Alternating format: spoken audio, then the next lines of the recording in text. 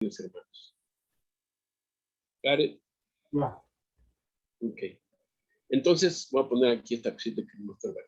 Entonces, en ese periodo que estamos teniendo, se acaba el tiempo de gracia y aquí comienzan, en cuanto se acaba el tiempo de gracia, ocurre una cosa muy interesante.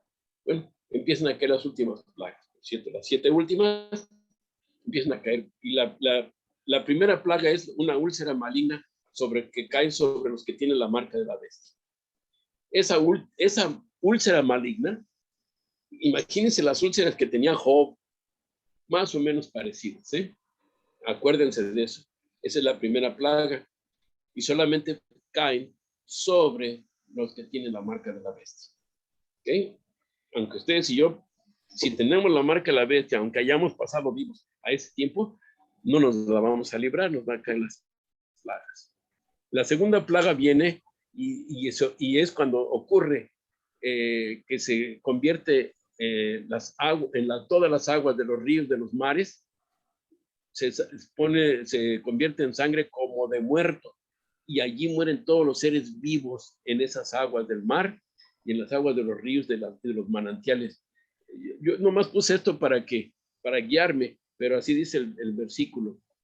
Esa es la segunda plaga, así que imaginen ustedes cómo se va a poner el mar de apestoso, porque si es sangre como de muerto, imagínense, con los ríos, los manantiales. No va a haber agua, no va a haber agua. Así que va a ser tremendo las 7 últimas plagas. En la tercera plaga dice que los ríos y manantiales también se convierten en sangre. Esa es la otra parte. En la cuarta dice que el sol quema a los hombres. Yo cuando estaba más joven, me iba a jugar básquetbol y yo me pasaba casi desde las 11 de la mañana, 12 del día, hasta las 4 de la tarde jugando bajo el sol. Claro, yo parecía capulincito, ¿verdad? Bien negrito, de por sí estoy prieto. Imagínense, yo me ponía como capulín, hasta brillaba de negro, porque me gustaba mucho andar a jugar básquetbol y jugábamos en el sol. No había de otra, no.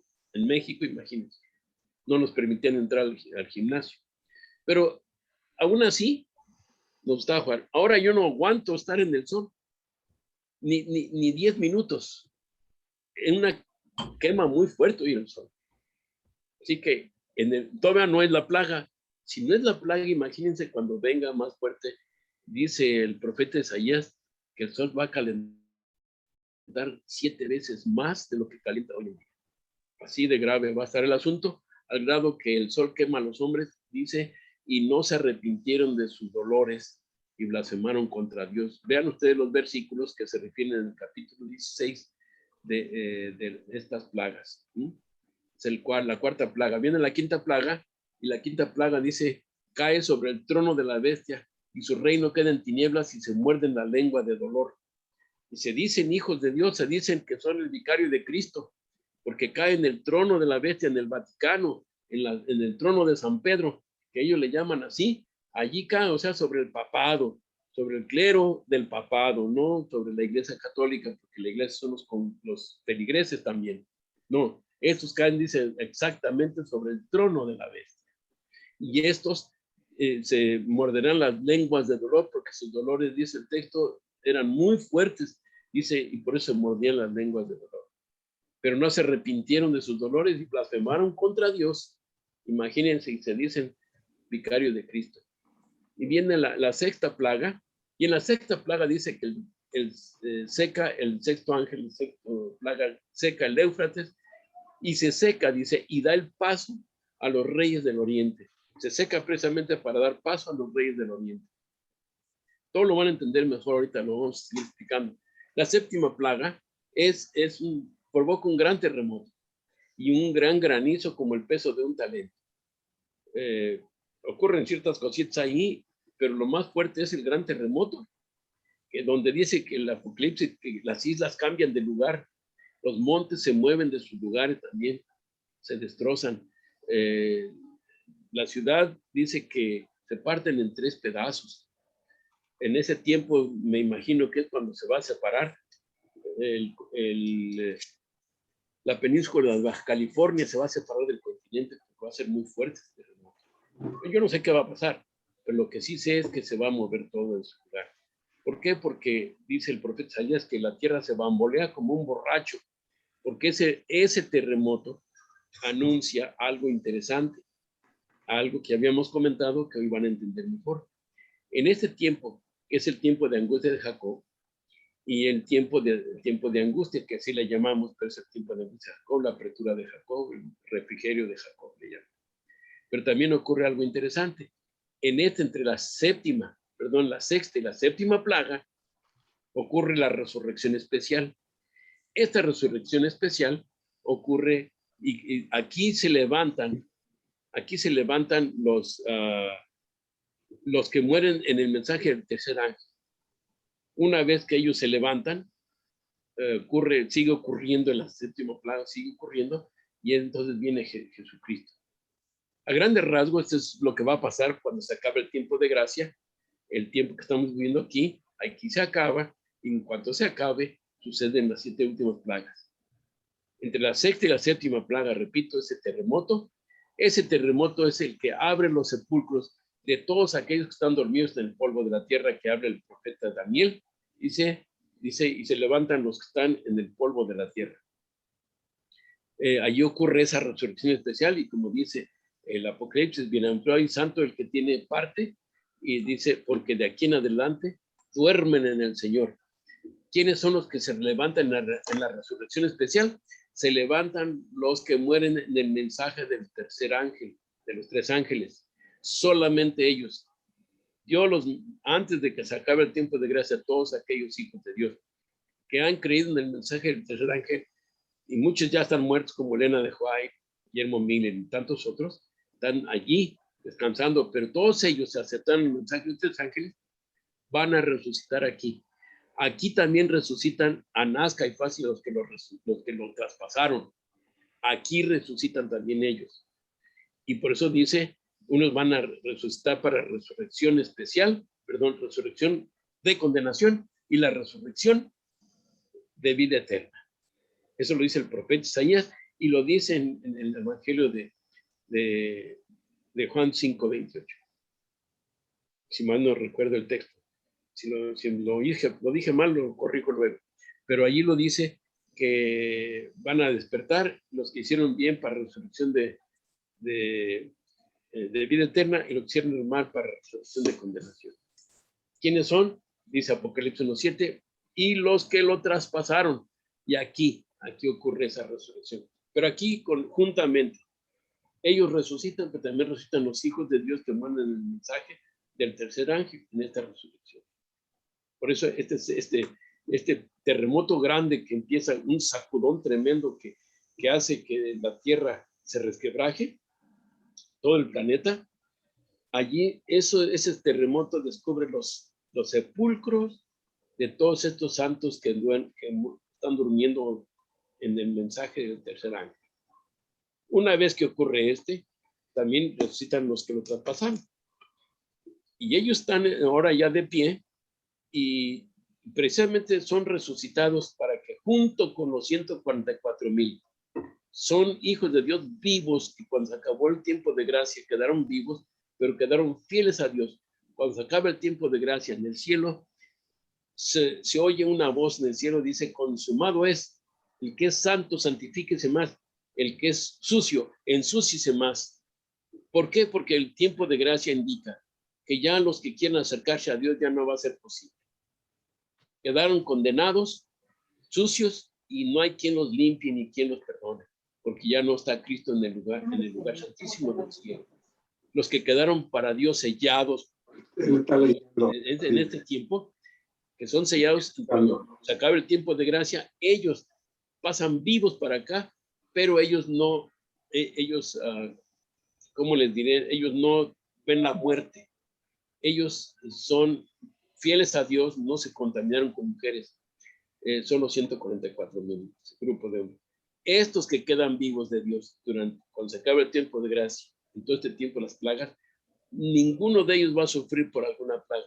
Los hijos de Dios, los 144,000 hasta la sexta plaga, que es cuando se da el decreto de muerte entre la quinta y la sexta plaga, se da un decreto de muerte para que todos los hijos de Dios que en ese momento están vivos, que son los 144,000, se les ponga la muerte, se les mate, pero los hijos de Dios están preservados, los ángeles los cuidan, eso sí, están sin intercesor, porque Cristo ya no está en el santuario, pero eso no quiere decir que están protegidos. Aquí el profeta Isaías dice que nuestra agua y nuestro pan estarán seguros, los otros tendrán hambre y habrá muchas cosas feas y horribles que van a pasar, pero a los hijos de Dios ni las plagas ni el hambre los va a afectar, porque se nos promete pan y agua, y que el sol no nos va a quemar, porque acá el sol quema a los hombres, pero los hijos de Dios no los quema. Entonces, en la sexta, cuando ocurre el gran terremoto de la sexta plaga, los 144,000 vivientes, al ver la resurrección especial que ocurre de los que mueren en el mensaje del tercer ángel, ellos gritan, aleluya, gloria a Dios. Absorbida es la muerte con victoria, dice. Se cumplen esas palabras proféticas. ¿Por qué? Porque la muerte no los pudo retener y aquí resucitaron los del mensaje del tercer ángel. También los que le traspasaron. Entonces, los 144,000 vivientes y los que resucitaron ya glorificados, los 144,000 en esta etapa son transformados en un abrir y cerrar de ojos, que dice el apóstol Pablo, y son transformados a inmortales. Estos de los 144,000 que están vivos. Y los que resucitan ahí, que son de Dios, los del mensaje del tercer ángel, ellos ya resucitan inmortales, glorificados. Los que lo traspasaron no resucitan glorificados, y así como bajaron las tumbas se levantan, y solamente para mirar que Cristo Jesús es el que viene en las nubes. Se los prometió y se los va a cumplir. No le creyeron, los va a cumplir. Nosotros vamos a oír la voz de Dios, los 144,000, la resurrección especial del mensaje del tercer ángel. Oyen la voz de Dios que les dice exactamente la hora y el día cuando Jesucristo viene a la tierra. Los malos que lo oyeron solamente como unos truenos que venían de las nubes. Nada más. Entonces, en ese sentido, todo esto ocurre aquí en la resurrección especial de la sexta y la séptima. Una vez que se haya consumado, que el granizo destruye lo que el terremoto no destruyó, y ese granizo, ese pedrisco, dice un pedrisco, no dice granizo propiamente así, sino un granizo de pedrisco del tamaño de un talento. ¿Saben cuánto es un talento? Un talento son entre 25 a 35 kilos de peso. ¿Cómo van a hacer eso? Bueno, Job ya lo dijo, que Dios tiene un tesoro. Le dijo Dios, dice, ¿has visto tú? Le dijo a Job, los tesoros que tengo yo, dice, para el gran día de la batalla, del gran día del Dios Todopoderoso. ¿Y dónde están ese hielo, ese que cuando baje va a caer como un pedrisco grande? Pues en los polos norte y el polo sur. Cuando venga ese gran terremoto que ocurre, que mueve al planeta, todo lo que sube tiende a bajar, la gravedad lo dice. La ley de la gravedad. Entonces, por ese movimiento que hace el terremoto, hay alguien, bájenle. Había un open house y nos metimos. Vamos a ver aquí. Bueno, ya. Gracias. Entonces aquí ocurre una cosa interesante que estaba yo diciendo, y que sube la nieve, todo lo que existe en los polos nortes, cuando el movimiento de la Tierra se elevan, porque si se parara la Tierra, saldremos disparados bien rápido, y se parara totalmente la Tierra como un frenón, que frenara así, por el movimiento de rotación que tiene la Tierra, árboles todos saldremos disparados para el espacio, porque simplemente lo que nos hace mantenernos firmes en la Tierra es el campo magnético que crea la ley de la rotación. Así que eso tiene que subir, y cuando bajen ese terremoto que produce eso, esa nieve y todo eso hielo va a caer, pero va a caer tremendamente sobre los hombres que tienen la marca de la bestia. Lo que no logró hacer las otras sexta plaga, la sexta y el terremoto, el granizo lo concluye. Y aún así quedarán muchos vivos cuando venga Cristo. sobre todo los de la resurrección especial. ¿Por qué? Porque ellos van a ver cuando venga Cristo. Continúo. Me expliqué en todo este diagramita todo lo que contiene de lo que nos está pasando y nos va a pasar. Sí. Vean, porque eso que estoy diciendo está escrito, no es mi invención. Vamos a continuar. Aquí sucede algo interesante cuando en el tiempo después del sellamiento. Ahora, ya expliqué las plagas, yo quiero explicarles esta parte aquí nada más. Jesucristo, para que ocurran las plagas, Jesucristo tiene que terminar su intercesión en el santuario celestial. Cuando Él cese su intercesión sobre el propiciatorio en el arca del pacto, delante del trono de Dios, Cristo Jesús, el incensario que ustedes ven aquí que tiene en su mano, lo suelta y dice el Apocalipsis 15, verso 8, que se llena el templo de humo. Cuando Él hace eso, quiere decir que al soltar el incensario significan las oraciones de los santos, de todos los que estamos allí, que somos de Dios. Y ya una vez que Él sale de su intercesión como sumo sacerdote, se apresta a venir a la tierra al dejar el incensario y se llena el templo de humo, ya en señal de que ya no va a interceder más. El que es santo, santifíquese más, y el que es sucio, ensúciese más. Y ocurre esa parte, y en ese momento se acaba el tiempo de gracia en la tierra, y allí es donde dice que vendrá como ladrón. Esa parte, esa que dice Cristo Jesús, allí va a tomar desprevenido, va a coger desprevenido a todo mundo. Los hijos de Dios mismos no se dan cuenta que ya no hay intercesor. Los mismos hijos de Dios, por los malvados e impíos, menos. Pero cuando cese la intercesión de Cristo en el santuario, el destino de cada persona queda determinado para siempre. Por eso la angustia de Jacob, que sufren los 144,000, es que ellos se buscan pecados que ya no tienen, que ya fueron perdonados, ya son perfectos, están mostrando el carácter perfecto de Cristo Jesús. Y ellos ya, aunque se buscan pecados, y se los buscan precisamente porque quieren confesarlos, pero ya no pueden hacerlo porque entienden que las plagas están cayendo, y entienden que ya Cristo ya no está en el santuario. Y esa es la angustia de ellos. ¿Habré sido perdonado? No les angustia que lo estén persiguiendo para matarlos. No, les angustia el saber, como Jacob no sabía que ya Dios le había perdonado. Por eso la llama la angustia de Jacob la Biblia. Porque él no sabía que ya Dios lo había perdonado de su pecado de haber suplantado a Esaú y otras cosas más que hizo. Entonces, él sabía eso. Cuando luchó con el ángel, le dijo, Israel es tu nombre, porque luchaste con Dios, pero prevaleciste. Eso quiere decir que los 144,000 van a prevalecer porque estuvieron con Dios y ya no tienen pecados. Por supuesto, cuando ya ocurre la resurrección especial, entonces van ellos, los 144,000, van a saber que ellos han prevalecido. ¿Sí? Muy bien. Para quienes han despreciado el evangelio, ha llegado la hora de experimentar la ira de Dios en su plenitud. Las 7 últimas plagas imitan las plagas derramadas sobre Egipto, Éxodo 7:11. Así como las plagas de Egipto afectaron a los egipcios, en tanto que a los israelitas no, así también el pueblo de Dios será protegido durante este tiempo de angustia. Las plagas de Egipto revelaron la dureza del corazón del faraón y demostraron ante los egipcios la incapacidad de sus dioses para protegerlos.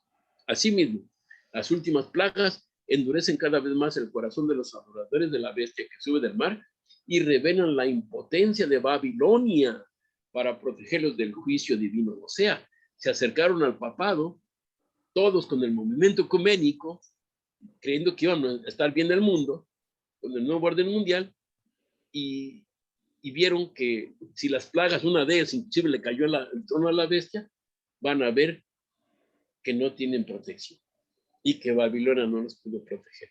Así como los dioses de Egipto no pudieron protegerlos de las plagas de Dios.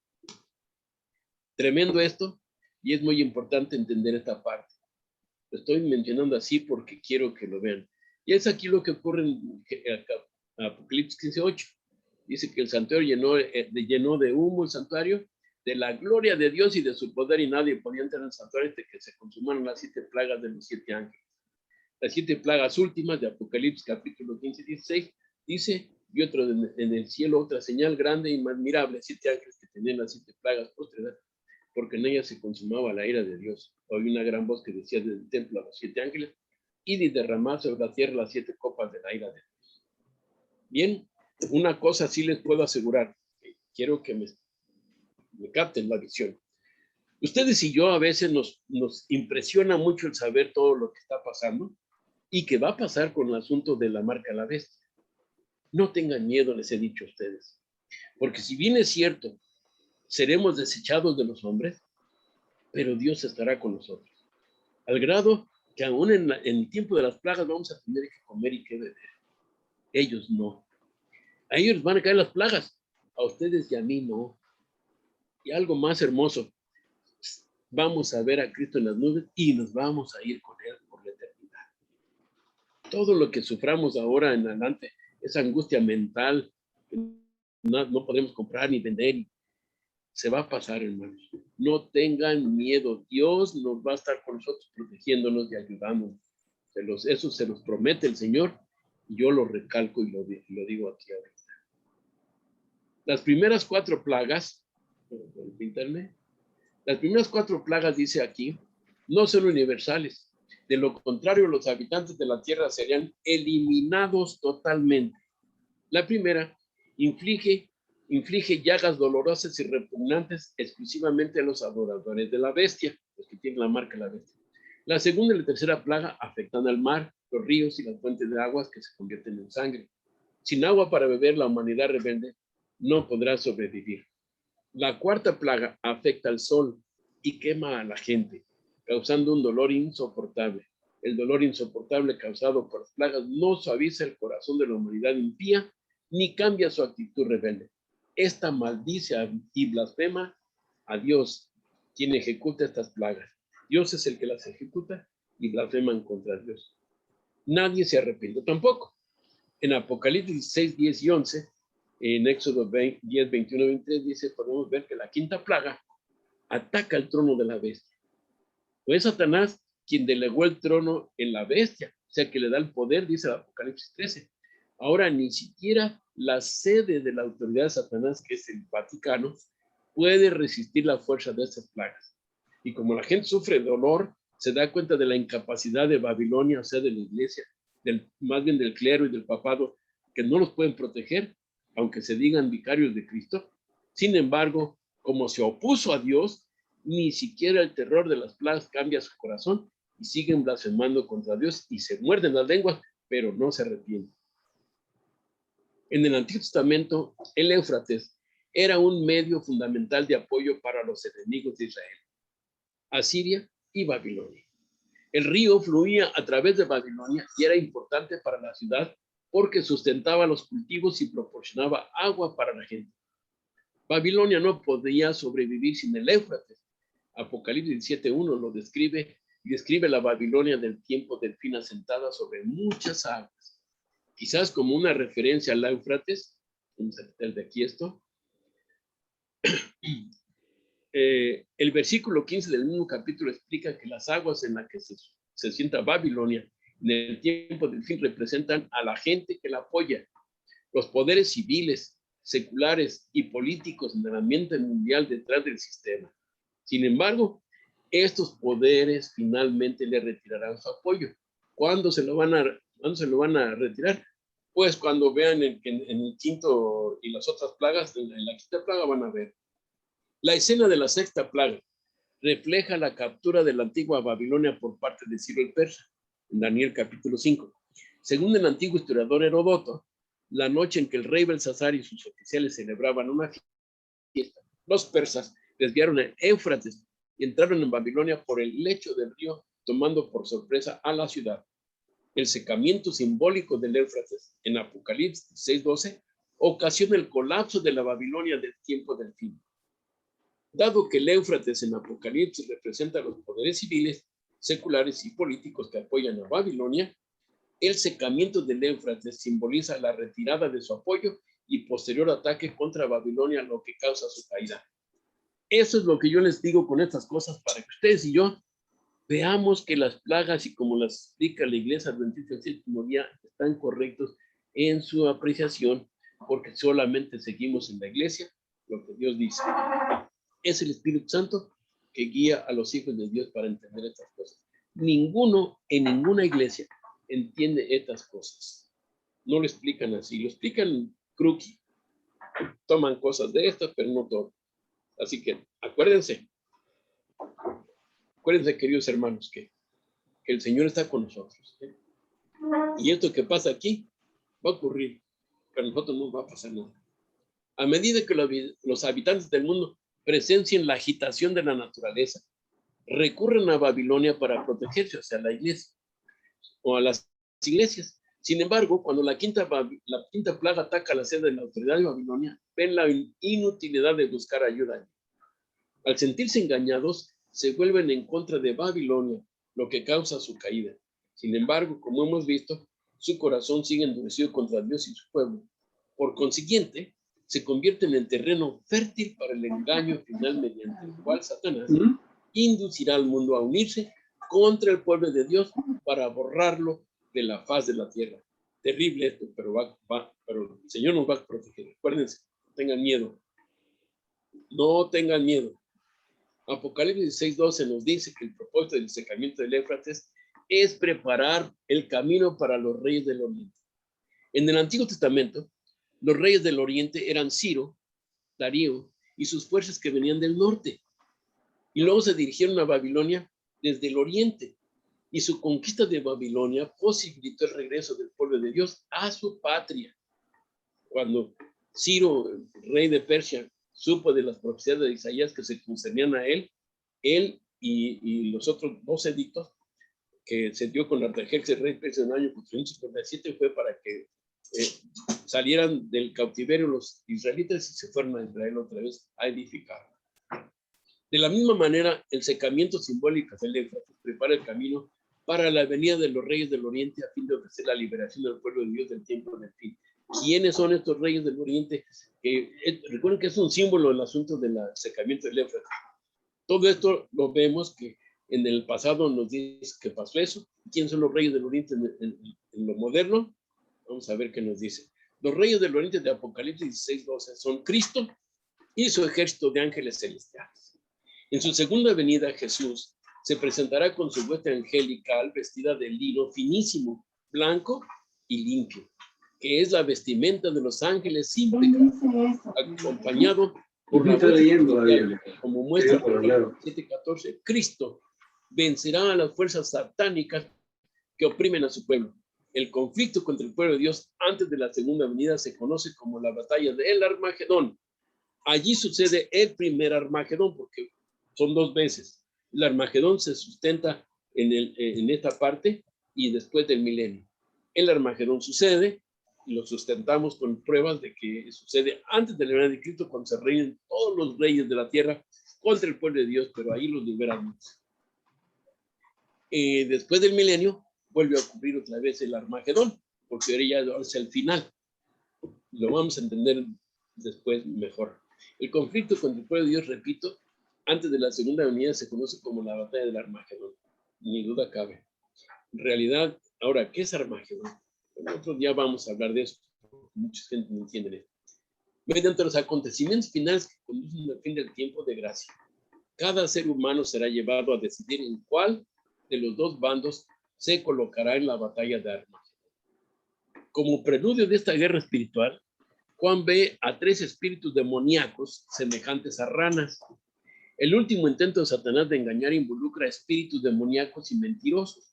El dragón, que es el paganismo y el espiritismo, la bestia que sube del mar, que es el catolicismo romano, y el falso profeta, que es el protestantismo apóstata, se unen bajo las órdenes de Satanás. Y Satanás les permite realizar señales milagrosas que apuntan a las actividades de la bestia semejante a un cordero, que incluye el espiritismo. Las señales milagrosas son parte de la estrategia engañosa de Satanás para persuadir al mundo de seguirlo a él en vez de a Dios verdadero. Cegados por su odio hacia Dios y su verdad, los líderes del mundo creen fácilmente en las mentiras de Satanás que están envueltas en un atractivo disfraz religioso. Por último, se unirán en la batalla final que conduce al fin de este mundo.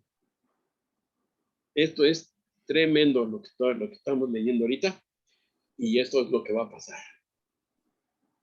Si ya saben cómo está trabajando el diablo, que les dije al principio, el diablo está haciendo de las suyas ahorita, y lo estamos viendo ya, y ese es el principio del fin del mundo, hermanos. Así que se viene pronto el fin.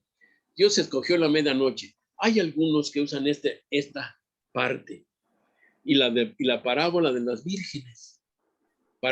Eso lo dicen mucho los de la vara del pastor, o reformistas también lo dicen, que Dios escoge la medianoche, porque dice el Señor Jesús dice, de la día y la hora nadie sabe, sino solo el Padre Celestial. En la versión griega, yo leo, del día y la hora de la venida de Cristo nadie sabe, ni el Hijo, ni los ángeles, ni el Hijo, solo el Padre. O sea, Cristo Jesús aquí tampoco sabía. Ahora ya lo sabe, pues. Pero dicen ellos, si hay un modo de saber la hora en que el Señor Jesucristo vendrá a la tierra. La hora en que vendrá por nosotros a medianoche. Y por eso, Guillermo Miller y muchos en aquel tiempo que esperaban en 1844, el 22 de octubre, le esperaban a medianoche. Se subieron todos a la roca de la Ascensión y muchos otros en sus lugares, etcétera. Se vistieron vendieron sus propiedades, todo eso, y esperaron hasta la medianoche. Pasó medianoche y no pasó nada. Porque todos a veces que quieran poner fechas para la venida de Cristo, no hay modo de saberlo. Y los reformistas están diciendo, hoy en día, a mí me lo han dicho, que va a ser a medianoche cuando tenga el Señor. Bueno, aquí Elena de White, y se basan en este texto y en el texto de la parábola del virgen, ¿no? Cuando dice que a la hora 11 se oye la voz del esposo, que se oye, ¡ay, viene el esposo! Y se basan en eso, ¿no? En primer lugar, era una parábola, es una analogía, más bien es una ilustración para darnos a entender. Y aquí Elena de White dice esto, pero van a ver por qué. Dios escogió la medianoche para libertar a su pueblo. Mientras los malvados se burlaban en derredor de ellos, apareció de pronto el sol con toda su refulgencia y la luna se paró. Los impíos se asombraron de aquel espectáculo al paso que los santos contemplaban con solemne júbilo aquella señal de su liberación. En rápida sucesión se produjeron señales y prodigios. Todo parecía haberse desquiciado. Cesaron de fluir los ríos. Aparecieron densas y tenebrosas nubes que entrechocaban unas con otras. Pero había un claro de persistente esplendor de donde salía la voz de Dios como el sonido de muchas aguas, estremeciendo los cielos y la tierra. Sobrevino un tremendo terremoto. Abriéronse los sepulcros. Los que habían muerto teniendo fe en el mensaje de ser ángel y guardando el sábado se levantaron, glorificados de sus polvorientos lechos para escuchar el pacto de paz que Dios iba a hacer con quienes habían observado su ley. Ya lo había comentado hace rato y vamos a explicar esta parte. ¿Es de medianoche cuando viene el Señor? No. ¿A qué se refiere la Biblia y Elena de White de medianoche? Se refiere a la medianoche en que se encuentra el mundo. ¿Por qué? Porque en primer lugar aquí dice ella que apareció de pronto el sol con toda su refulgencia. Entonces debería ser a mediodía y no a medianoche. Porque ella está hablando aquí en una figura. Y aquí ella misma está explicando, pero ella lo explica aquí. Y apareció de pronto el sol con toda su refulgencia. Dice, y la luna se paró. Quiere decir que la Tierra se iba a parar también en el momento de su eje. Bueno, lo cierto es de aquí que no viene a medianoche el Señor. No sabemos si medianoche, la 1 de la tarde, las 12 del día. No se sabe. ¿Y qué quiere decir medianoche? se refiere a lo que dice aquí todo el texto, que el mundo va a estar enfrascado en unas tinieblas espirituales tan profundas como si fuera la medianoche espiritual. Es por eso que se refiere así a ella, y es por eso que dice que las 10 vírgenes se durmieron y se oye la voz a la hora 11ª, la noche, ahí viene el esposo, etcétera. Cuando el mundo esté sumido en sus más grandes tinieblas espirituales, es cuando viene el Señor. Así pasó en el tiempo de los antediluvianos, cuando ellos estaban en su mejor momento, según ellos, pero era su peor momento porque de continuo era solamente el mal, tenebroso. Allá apareció el diluvio para limpiarlos. Así Dios, para liberar a su pueblo, es el momento adecuado para liberar a su pueblo de las tinieblas espirituales que se encuentra el mundo como si fueran medianoches espirituales. A eso se refiere. Continúo.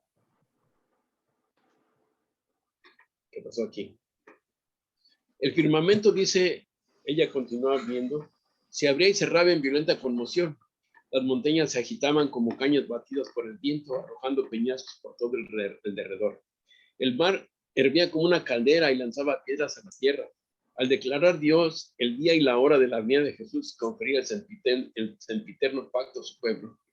Pronunciaba una frase y se detenía mientras palabras de la frase retumbaban por toda la tierra.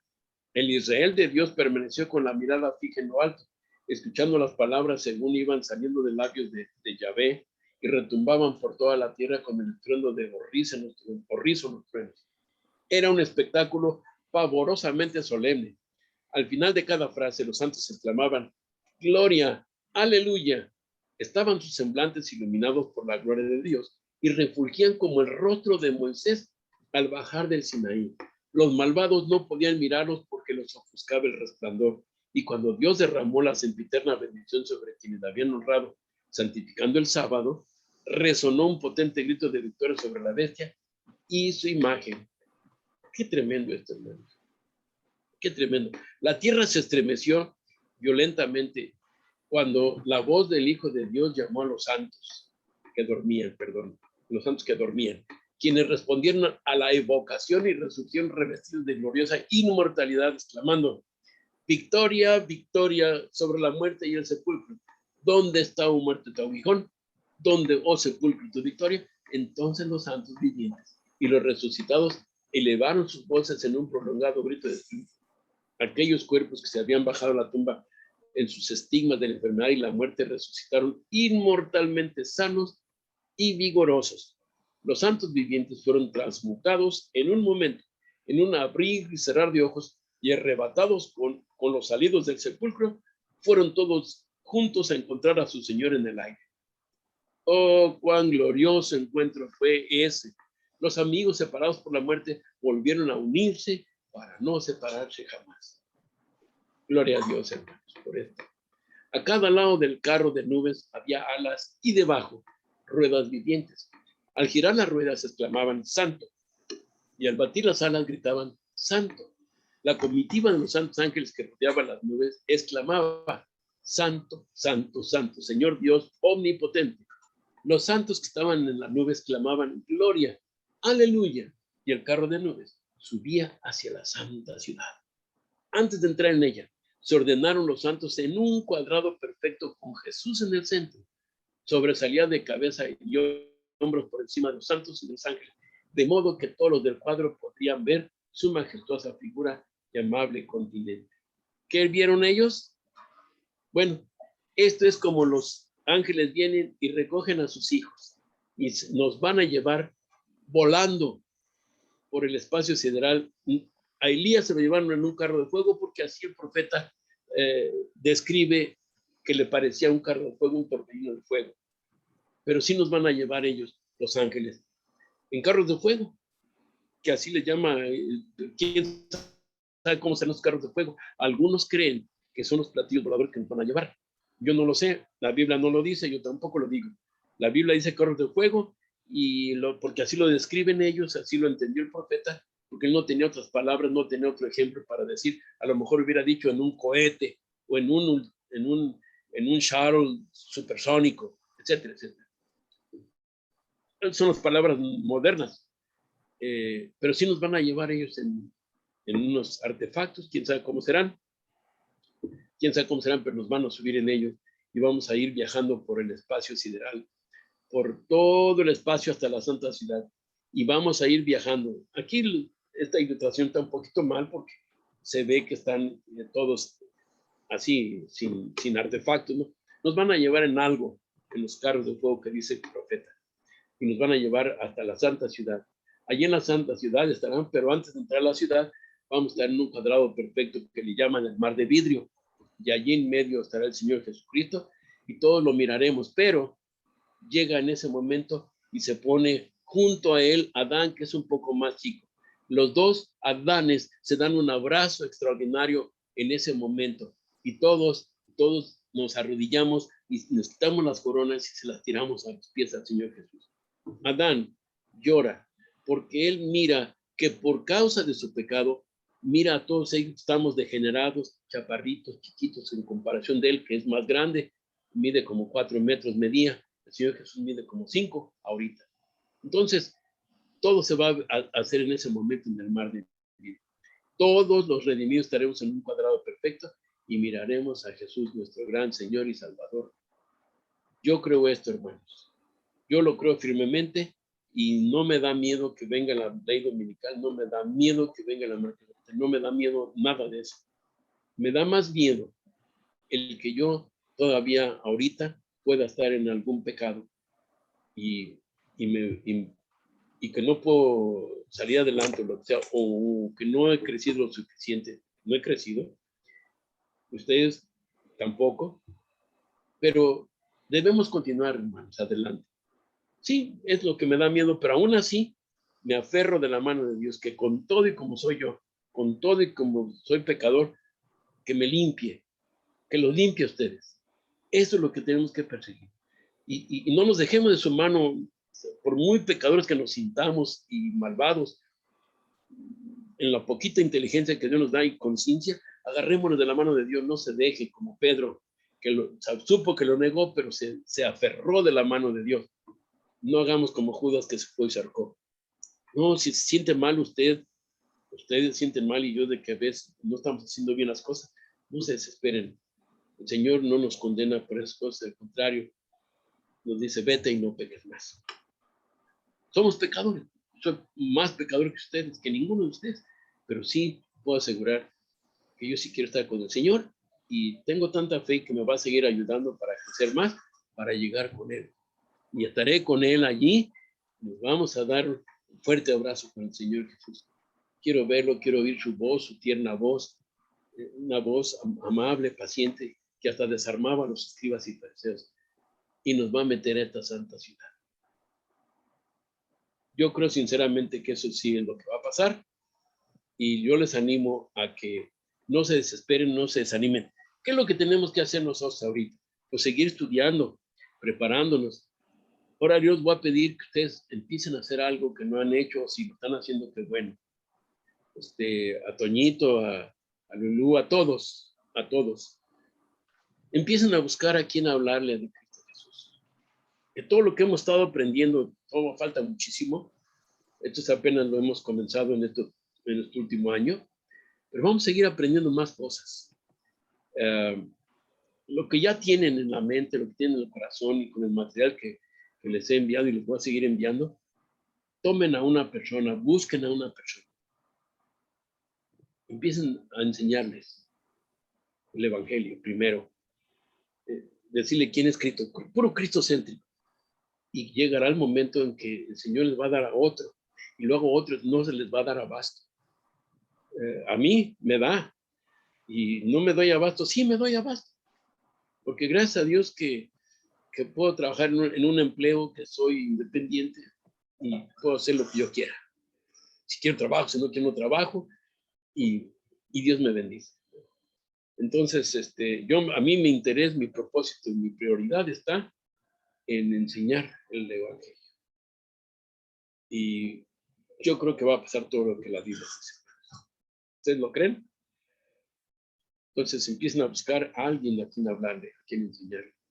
Ese es el propósito de esta clase, no nomás porque yo los entretenga, ¿eh? A mí no me gusta hacer eso. Así que no me hagan quedar mal. Doctor, Sofía, todos empiecen a buscar, Lu, Abraham, busquen a alguien a quien enseñar. Tal vez no ahorita, no mañana, pero empiecen a buscar. ¿Ok? José Hermosillo, que tanto me decía, vamos a hacer algo, ahora lo vamos a empezar a hacer. Ya son discípulos de Cristo, hay que mostrar lo que somos. Entonces, la semana que entra continuaremos. En la semana que entra voy a empezar a hablarles. Habíamos interrumpido el asunto de la... Voy a seguir hablando de teología, por supuesto, pero a seguir aprendiendo cosas. Pero vamos a aprender también, a seguir aprendiendo homilética, el arte de hablar en público, y vamos a seguir aprendiendo de cómo lo hacía Cristo Jesús, para que podamos, y se nos sea más fácil, abordar las personas y enseñarles. ¿Están de acuerdo conmigo o no? Quiero oírlos. Sí. Eso, gracias. Gracias, Lulu. Gracias, doctor, por estar aquí con nosotros. Gracias, Sofía. Gracias, Luis. Por favor, cuando terminen lo subes a YouTube. Gracias, José Hermosillo, que siempre es uno de los que me hacen fuerte, y con Abraham me hacen muy fuerte a mí. Gracias por Erika, porque es nuestro nuevo y flamante colaborador de la Radio Adventista Los Ángeles. Así que gracias también por ella. Así que vamos a seguir trabajando. Toñito, un placer saludarte. Y hagamos eso. ¿Estamos de acuerdo? ¿Alguna pregunta antes de retirarnos? Una pregunta. No hay. Nadie. Bueno, todos los veo la semana próxima a la misma hora, ¿ok? A las 2 de la tarde, por favor. Tratemos de estar puntuales porque al principio queremos que el video salga todo completo en el YouTube. Hay mucha gente que lo ha visto y quiero que se edifiquen también. Dios los bendiga a todos. Un placer. Shavuot Tov. Feliz semana. Gracias. Feliz semana. Gracias, hermano. Dios les bendiga.